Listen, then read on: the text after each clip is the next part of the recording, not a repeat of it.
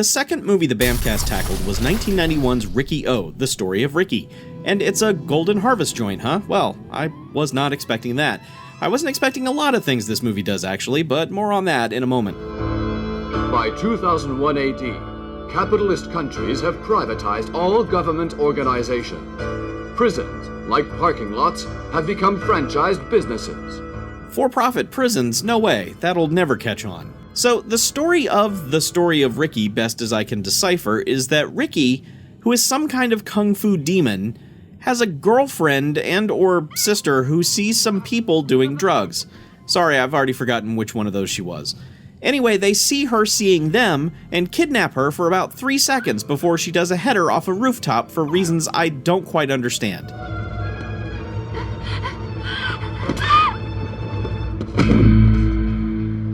Riki takes revenge on someone who is involved in some part of that and ends up going to the worst jail. Why'd I have to get up so early in the morning?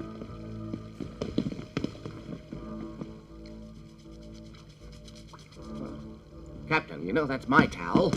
What? And geez, this prison is rough and spirited. Yeah. None of that is fully explained until about an hour or so in, so until then we're left to wonder and be subjected to shocking moments of violence, like, good lord, what in the hell? My God!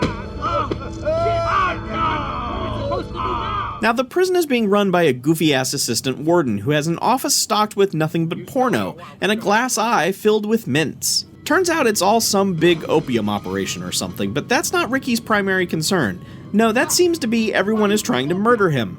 And when he defeats them with his ultra-violence, he then becomes their best friend, while someone else then comes along and tries to murder the previous person. Right. Listen up, you asshole.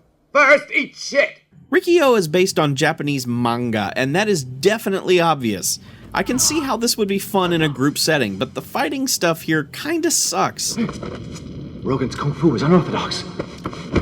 As Riki himself explains in an interview on the Blu-ray, there really isn't much choreography to any of the fight scenes, at all.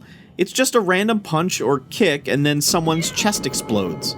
My gut says that this is a 2 jocks movie, but I'm gonna go ahead and give it 3 jocks simply because I know this would have been more fun watching it with the guys. On my own though, it got a little tiresome as it went along, as the extreme violence starts so soon that it never has a chance to escalate. So by the time the 4th guy gets his face ripped clean off or someone tries to strangle someone else with their own intestines, you're just thinking, yeah, okay guys, come on. Anyway, let's find out what the other guys thought. Back in a second. Well, okay then. The guys seem super low-key as this episode begins, like they've been listening to smooth jazz and are taking NyQuil shots, but I guess I'm used to the energy levels of the show now, which is non-stop hilarity, am I right? I'm right. In any case, they did like it, but aren't super stoked about it. They're infinitely more into it than they were The Wicker Man, though, and this episode has none of that episode's negativity. Hell, they pretty much refuse to even mention The Wicker Man. And wow, just when the first half of the episode wraps up, the guys perform a little skit, promoting the movie's availability on something called Google Video. Wow, there is something I was not expecting to hear. Back to Riki-Oh. I do see the appeal, and 10 years ago I would have been all about this.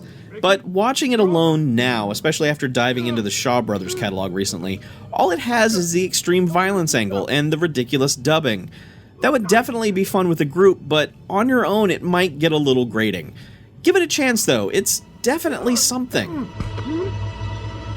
All right, you got a lot of guts, Oscar.